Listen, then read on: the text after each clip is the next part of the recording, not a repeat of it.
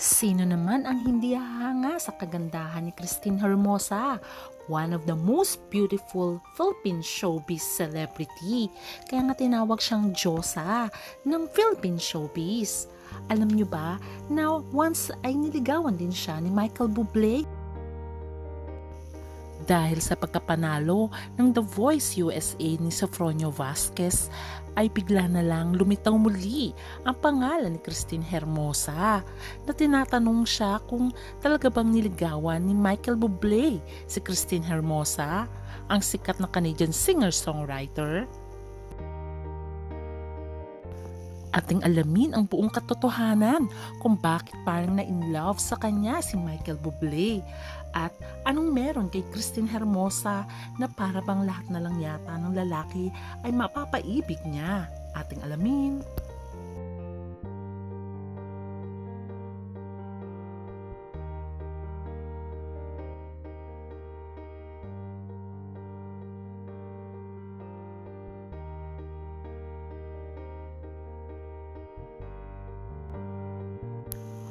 Although lied low na nga ngayon si Christine Hermosa sa kanyang showbiz career bilang artista at nag-focus siya bilang wife and a mother sa kanyang mga anak, ay hindi pa rin maiiwasan na pag-usapan siya dahil sa pagkapanalo ni Sofronio Vasquez sa The Voice USA kung saan ay naging coach niya si Michael Bublé. At dito na nga lumabas ang pangalang Christine Hermosa na way back noon daw na bago pa sumikat si Michael Bublé ay nakadate daw nito ang Canadian singer and songwriter. Ano nga ba ang katotohanan?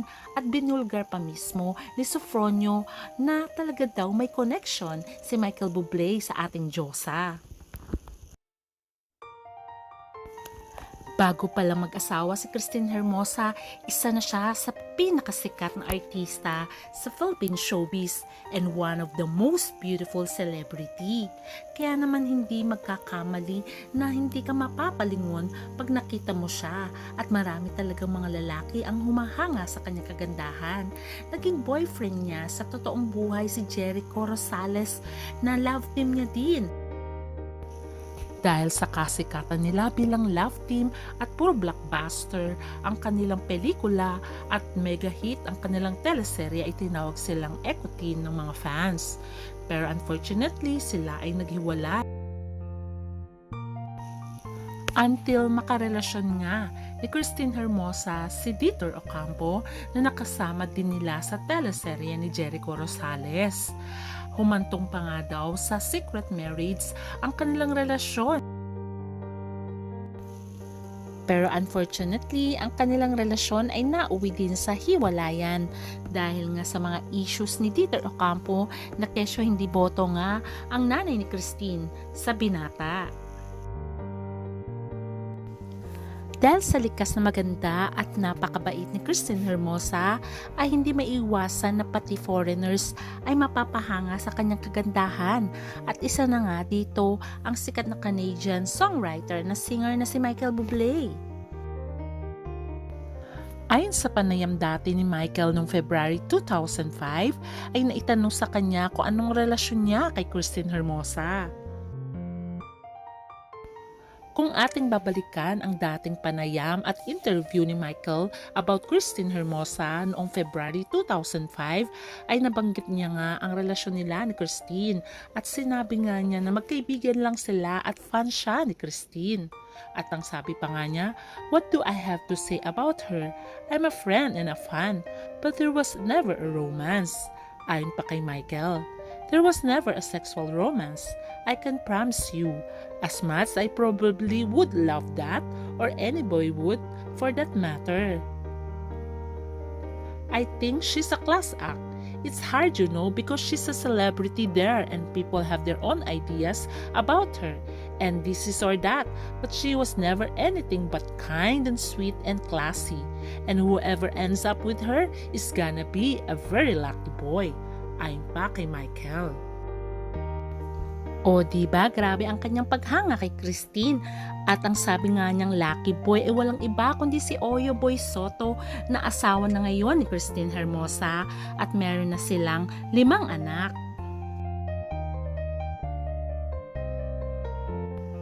Ngayon ay masaya si Christine sa buhay bilang mag-asawa at bilang nanay at kapapanganak niya nga lamang sa kanyang sixth child. Kaya naman maraming mga fans ang humahanga sa kanya dahil kahit marami na siyang anak ay napapanatili pa rin niya ang kanyang kagandahan at kaseksihan. No wonder marami pa rin talagang humahanga sa kanyang kalalakihan. Inamin nga din ni Sofronio Vasquez na crush niya si Christine Hermosa. Kaya naman dito naungkat ang tungkol kay Michael Bublé at kay Christine Hermosa. Kung ano nga ba talaga ang kanilang nakaraan. At dito na nga shinare ni Sofronio ang tungkol kay Michael at kay Christine. At shinare daw sa kanya ni Michael na meron silang deep connection sa Pilipinas. Kasi nga raw, besides sa kumpare niya si Martin Rivera, ay meron siyang niligawan na babae. At ito'y walang iba kundi si Christine Hermosa. Unfortunately, ay hindi nagtagumpay itong si Michael dahil iba yata ang sinagot ni Christine. Either si Dieter Ocampo iyon or si Oyo Boy na. Pero ganun pa man ay napapanatili pa rin namang maging magkaibigan si Michael at Christine. Ngayon ay happily married na rin si Michael sa kanyang Argentinian actress na si Luciana Lopilato at meron silang 4 na anak. Ngayon ay very strong ang kanilang marriage life. O diba maraming natutuwa dahil sa binulgar ni Sofronio dahil maraming nanghuhula kung sino nga daw ang Diyosa na niligawan ni Michael Bublé at nakadate.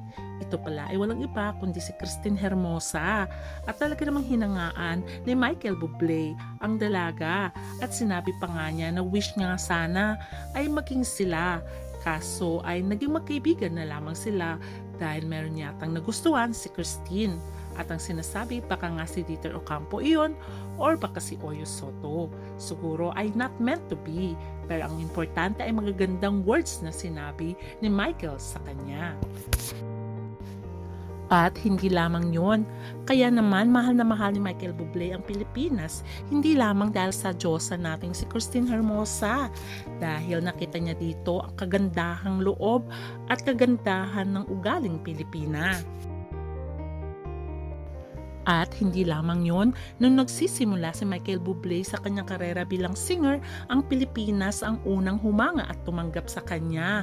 At siya ay nagpapasalamat sa lahat ng suporta ng Pilipinas sa kanya, kaya ngayon ay nandun siya sa tugatok ng tagumpay. Dahil sa pagkapanalo ni Sofronio ay malaking bagay si Michael Bublé sa kanya at hoping ay tuloy-tuloy na ang success ni Sofronio sa tulong ni Michael Bublé. Kaya abangan na lang natin at suportahan si Sofronio sa kanyang karera sa USA. Hanggang sa muli, please don't forget to like, share, and subscribe. Bye!